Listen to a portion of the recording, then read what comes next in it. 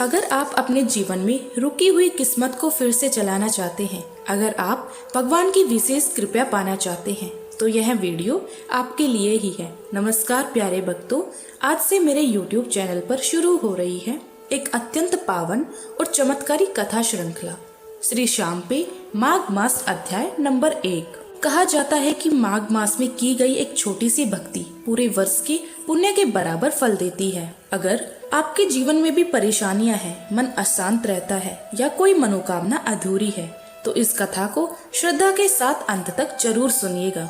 आज के पहले अध्याय में हम जानेंगे माघ मास का आध्यात्मिक महत्व और क्यों यह मास भगवान को सबसे अधिक प्रिय माना जाता है। वीडियो शुरू करने से पहले एक छोटा सा निवेदन, वीडियो को लाइक करें, चैनल को सब्सक्राइब करें और इस पावन कथा को दूसरों तक जरूर पहुंचाएं। तो चलिए श्रद्धा और विश्वास के साथ शुरू करते हैं श्री श्याम पे माघ मास अध्याय 1। एक समय श्री सूत जी ने अपने गुरु श्री व्यास जी से कहा कि गुरुदेव, कृपया करके आप मुझसे माघ मास का महात्म्य कहिए, क्योंकि मैं आपका शिष्य हूँ। व्यास जी कहने लगे कि रघुवंश के राजा दिलीप एक समय यज्ञ के स्नान के पश्चात पैरों में जूते और सुंदर वस्त्र पहनकर शिकारी की सामग्री से युक्त कवच और शोभायमान आभूषण पहने हुए अपने सिपाहियों से घिरे हुए जंगल में शिकार खेलने के लिए अपनी नगरी से बाहर निकले। उनके सिपाही जंगल में शिकार के लिए मृग, व्याघ्र, सिंह आदि जंतुओं की तलाश में इधर उधर फिरने लगे। उस वन में वनस्थली अत्यंत शोभा और प्राप्त हो रही थी। कहीं 2 मृगों के झुंड फिरते थे, कहीं गीदड़ अपना भयंकर शब्द कर रहे थे, कहीं गैंडों का समूह हाथीनों के समान फिर रहा था, कहीं वृक्षों के कोटरे में बैठे हुए उल्लू अपना भयंकर शब्द कर रहे थे, कहीं सिंहों के पद चिन्हों के साथ घायल मृगों के रक्त से भूमि लाल हो रही थी, कहीं दूध से भरी थनों वाली सुंदर भैंसें फिर रही थी, कहीं पर सुगंधित पुष्प, हरी भरी लताएं वन की शोभा को बढ़ा रही थी, कहीं बड़े बड़े पेड़ खड़े थे तो कहीं पर उन पेड़ों पर बड़े बड़े अजगर और उनके केंचुलुए भी पड़ी हुई थी। उसी समय राजा के सिपाहियों के बाजे की आवाज सुनकर एक मृग वन में से निकलकर भागने लगा और बड़ी बड़ी चौकड़ियां भरता हुआ आगे बढ़ा। राजा ने उसके पीछे अपना घोड़ा दौड़ाया, परंतु मृग पूरी शक्ति से भागने लगा।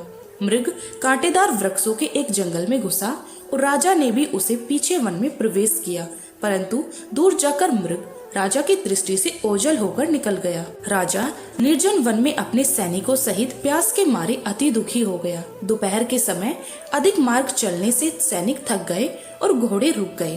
कुछ देर बाद राजा ने एक बड़ा भारी सुंदर सरोवर देखा, जिसके किनारे पर घने वृक्ष थे। इसका जल सज्जनों के हृदय के समान स्वच्छ और पवित्र था।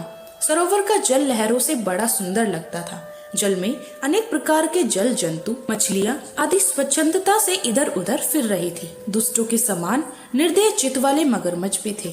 किसी किसी जगह लोभी के समान सिमाल भी पड़ी हुई थी।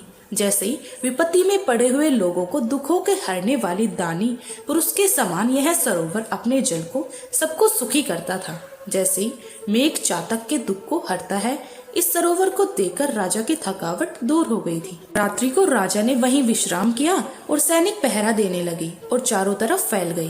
राजा के अंतिम समय में शुक्रों के एक झुंड ने आकर सरोवर में पानी पिया और कमल के झुंड के पास आया। तब शिकारियों ने सावधान होकर शुक्रों पर आक्रमण किया और उनको मारकर पृथ्वी पर गिरा दिया।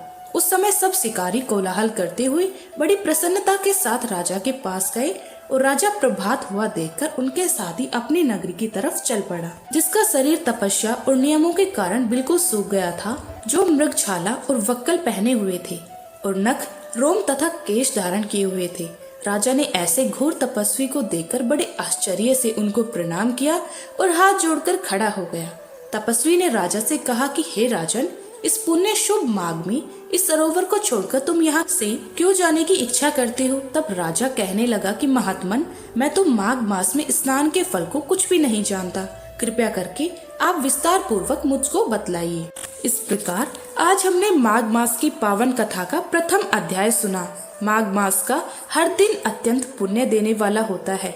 जो श्रद्धा और विश्वास के साथ इस कथा को सुनता है, उसके जीवन से दुख, कष्ट और बाधाएं धीरे धीरे दूर होने लगती हैं। यदि आप भी भगवान की कृपा पाना चाहते हैं, तो माघ मास की इस पवित्र कथा को अंत तक अवश्य सुनें।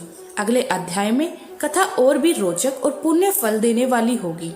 इसीलिए हमारे श्री श्याम चैनल को अभी सब्सक्राइब करें, वीडियो को लाइक करें और अपने परिवार व मित्रों के साथ साझा करें ताकि सभी को इस पुण्य का फल मिल सके। जय श्री हरि, जय श्री श्याम।